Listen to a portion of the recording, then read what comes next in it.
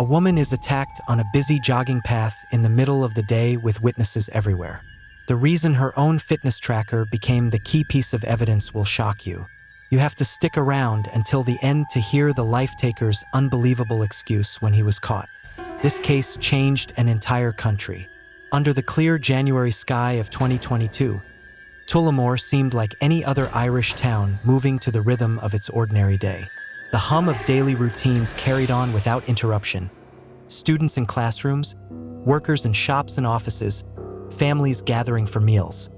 Yet fate was already weaving a darker thread into the fabric of that afternoon.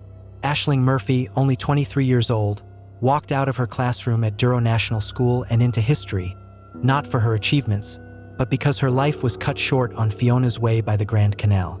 Aisling was born on July 6, 1998, in Blue Ball, a small place near Tullamore. Her parents, Kathleen and Raymond, had raised their children with warmth and discipline, surrounding them with traditional Irish music that filled the house on weekends. Aisling, the youngest, grew up alongside her sister Kathleen and brother Cathal, with melodies from fiddles and folk tunes anchoring their childhood memories. From the time she was small, she loved to pick up the fiddle and play, bringing joy to her family and shaping a path that would follow her through life. Her music was more than a hobby. It was an identity, a way to connect to her heritage and to people around her. At Sacred Heart Secondary School, her energy seemed limitless. She sang in the youth choir, played in the senior orchestra, and poured herself into her studies. It was there, at the age of 14, that she met Ryan Casey. Too young at the time to carry the seriousness of a lasting relationship, they parted ways. But destiny has a way of circling back, and in their later teenage years, their connection was rekindled, proving that what had sparked between them was not a passing flame but something enduring. Aisling's academic journey carried her to Mary Immaculate College, where she trained as a primary school teacher. Even there, music followed her. Whether in the dormitory halls or during small gatherings, she would let her fiddle sing, and the sound always drew people in. By 2021, she had completed her degree and stepped into the classroom at Douro National School, determined to give her students more than education. She gave them energy, care, and inspiration. Her colleagues remembered her as tireless, driven, yet gentle, weaving lessons with laughter and discipline with compassion.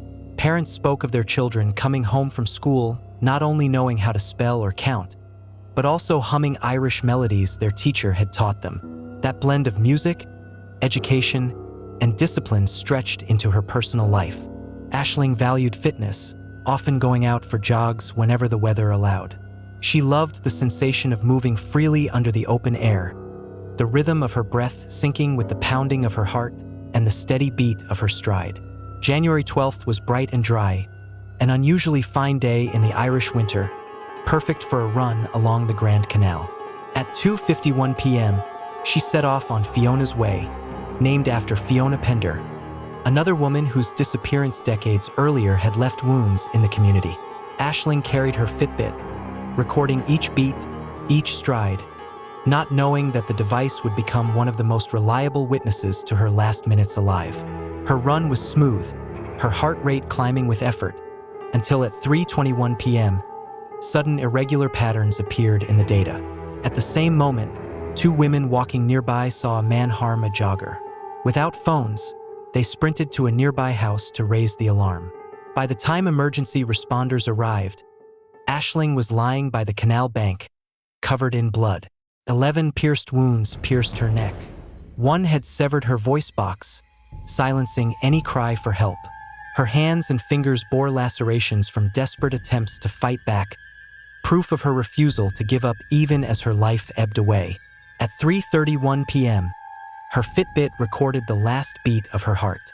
The daylight still shone on the water, joggers still passed by, but for Aisling the world had closed in. Investigators rushed to piece together what had happened. Witness descriptions pointed toward a man, and police detained a 40-year-old who seemed to match. But after a short inquiry, he was cleared. What remained was a bicycle left at the scene, a dark, simple object, but it would become the key to unlocking the case. Witnesses had noticed a man cycling behind Aisling before the harm. CCTV footage began to stitch together his movements. Grainy clips showed him circling Tullamore on a black bike, dressed in a black sweatshirt with black and white pants. He was seen trailing women, following, disappearing, and returning later that night still on the bike. The quality of the footage was poor, but the suspicion was sharp. Then came a call from St. James Hospital in Dublin. A 31-year-old man named Joseph Puska had been admitted with pierced wounds to his stomach and scratches across his body. Originally from Slovakia of Roma Gypsy descent, Puska's life had been one of instability. He had left school at 16, worked on construction sites, drifted through the Czech Republic, and eventually settled in Ireland with his wife Lucia and their 5 children. Neighbors described him as volatile, prone to violent outbursts, and unemployed since a work injury years earlier. In the hospital, with the help of an interpreter, Puska first claimed he had been attacked by 2 men in Blanchardstown. The next day, his story changed. He had gone there to meet a woman, he said. When asked about the bicycle, he admitted owning one but claimed it had been stolen 2 weeks earlier, a theft he never reported. The contradictions piled high, and eventually, under pressure, he cracked. Speaking through the interpreter, he confessed. He admitted unaliving Aisling, though he insisted it had not been intentional. He even asked how long his prison sentence might be. 10 years, as if her brutal death could be measured in such limited terms. DNA scraped from under Aisling's fingernails sealed his fate. The match to Puska was undeniable. By January 18th, after his release from the hospital, he was arrested and charged. The trial, originally set for June 2023 but delayed to October, brought everything into sharp relief. CCTV clips, medical reports, eyewitness testimony, and his own confession were placed before the jury. A family friend testified that on the night of the life-taking, Puska had turned up at his door with scratches on his face, asking for a lift home but refusing to explain. The friend assumed he had been the victim of a hate crime and kept silent. Now, in court, that silence broke. In desperation, Puska changed his story once again. He claimed he had found Aisling already wounded, tried to help her. He argued that his earlier confession was the confused rambling of a man under heavy medication after surgery. But the jury did not believe him. After 3 hours of deliberation, they returned a guilty verdict. He was sentenced to life in prison, and his wife and brothers faced charges for withholding crucial information. Ireland grieved. Vigils lit the winter nights, candles trembling against the cold air. Women across the country spoke of fear, of safety, of the shadow of violence that followed them daily. The funeral brought together hundreds, students in uniforms, their small faces etched with sorrow far beyond their years, colleagues and friends, strangers who felt the weight of her story. Even the President of Ireland stood among them, a silent figure of respect. By the Grand Canal, a bench now carries her name, overlooking the water where she once ran.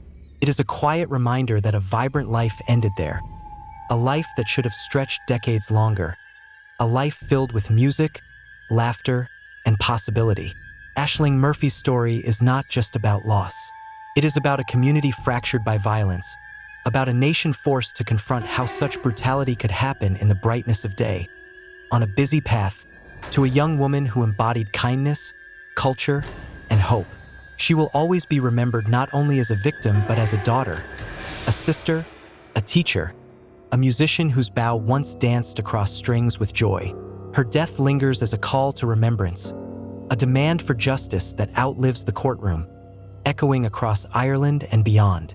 Now that you've heard Aisling's story, what do you think about the community response that followed her tragic death? How do you view Joseph Puska's shifting confessions and the sentence he received? Do you believe her case will leave a lasting mark on Ireland's fight against violence? Share your thoughts in the comments and subscribe for more unforgettable true crime documentaries.